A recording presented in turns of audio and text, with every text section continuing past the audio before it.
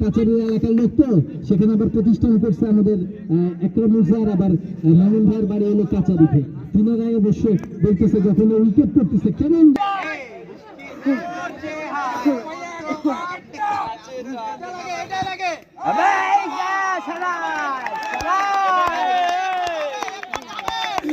আমাদের coaching centre, তারা কিন্তু আসলে অত্যন্ত কারণে অবশ্য আরো ভালো হয়েছে।